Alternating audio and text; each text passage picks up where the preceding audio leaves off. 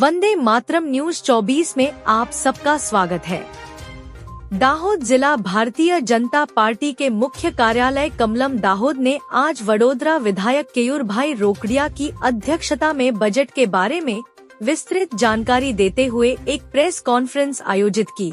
भारत सरकार की केंद्रीय मंत्री निर्मला सीतारमण ने संसद में मोदी सरकार का सर्वांगीण विकास बजट पेश किया और अंत में लोगों तक जानकारी पहुंचाने के उद्देश्य से यह प्रेस कॉन्फ्रेंस की गई। और बड़ी संख्या में पत्रकार मौजूद थे, जिसमें केयूरभाई ने बताया कि इस बजट का मुख्य लक्ष्य राज्य की आकांक्षा है। इस साल का बजट 44 लाख करोड़ है। 10 साल में बजट 3 गुना बढ़ गया है। पिछली बार बजट महंगाई कम रखने के लिए बनाया गया है।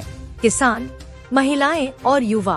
कोविड के बाद देश ने 80 करोड़ लोगों को 5 साल तक मुफ्त अनाज देने का फैसला किया है और मध्यम वर्ग के लिए आयुष्मान लाभ का लाभ 70 साल से अधिक उम्र के लोगों को भी मिलेगा। किसानों के सबसे बड़े मुद्दे जो भूमि स्वामित्व है, उसके लिए भी एक अलग प्रावधान किया गया है और उनके लिए भू आधार का विशेष प्रावधान किया गया है। सरकार ने 500 शीर्ष कंपनियों में इंटर्नशिप अनिवार्य कर दी है और इससे 1 करोड़ युवाओं को फायदा होगा। मोदी सरकार का यह बजट देश के विकास के साथ साथ देश की सुरक्षा के लिए भी फायदेमंद है और इसमें आदिवासियों के लिए विभिन्न विकासात्मक योजनाओं को शामिल कर आदिवासियों के विकास को भी बढ़ावा दिया गया है। हमारे चैनल को लाइक, शेयर और सब्सक्राइब करें और फॉलो करें। विज्ञापन देने के लिए हमारा संपर्क करें। आसपास किसी भी घटना की खबर न्यूज में देने के लिए हमारा संपर्क करें। दाहोद से कुलदीप उपाध्याय की रिपोर्ट।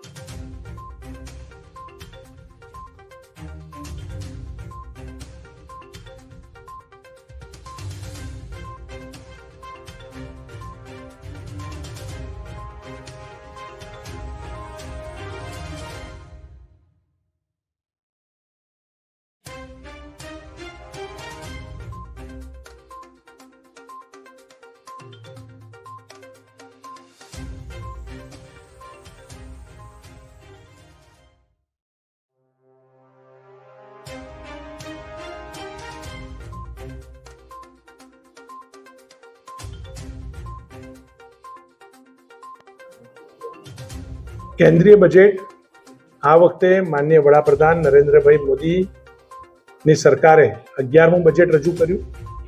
માનનીય નાણામંત્રી નિર્મલા સીતારામનજીએ સતત 6ઠી વાર કેન્દ્રીય બજેટ રજૂ કર્યું। કેન્દ્રીય બજેટની અંદર અલગ અલગ રાજ્યો, આખા દેશને વિચારીને અલગ અલગ રાજ્યો હોય, શહેરો હોય, જિલ્લાઓને ધ્યાનમાં રાખીને આ બજેટ બન્યું છે।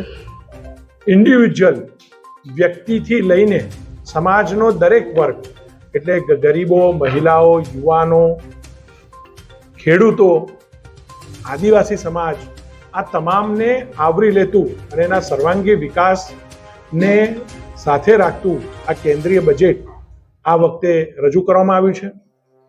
આ બજેટ એ 2014ના બજેટ કરતાં 3 ગણું, એટલે કે 2014માં જ્યારે કેન્દ્રીય બજેટ 16 લાખ કરોડનું હતું, આજે 44 લાખ કરોડનું આ બજેટ માનનીય મંત્રી શ્રી નિર્મલા સીતારામનજીએ રજૂ કર્યું। આનો મુખ્ય ટાર્ગેટ સ્વરોજગાર વધારવો, મોંઘવારી ઘટાડવી, જે દેશનો જીડીપી છે 8.2%, એને મેન્ટેન રાખવો, એનાથી વધારવો અને જે દેશની ફિઝિકલ ડેફિસિટ છે એને પણ એક લેવલમાં કંટ્રોલમાં રાખવી, એની પાછળનો મુખ્ય આશય છે। ખેડૂતો માટે જે દાહોદ અને તેના વાત છે, એમાં ખેડૂતો માટે પણ જે પ્રમાણે જે ખર્ચ કર્યો હોય એના પર 50% માર્જિન આપીને એમએસપીનો ભાવ સરકારે હાલમાં નક્કી કર્યા। એ પહેલું વચન એ કેન્દ્ર સરકારે પૂરું કર્યું છે।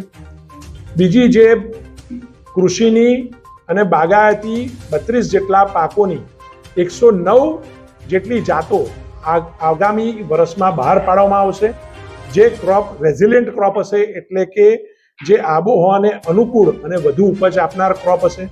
આગામી સમયની અંદર 2 વર્ષમાં 1 કરોડ કિસાનોને પ્રાકૃતિક ખેતી તરફ વાળવાનું પણ ટાર્ગેટ આ બજેટમાં લેવાયું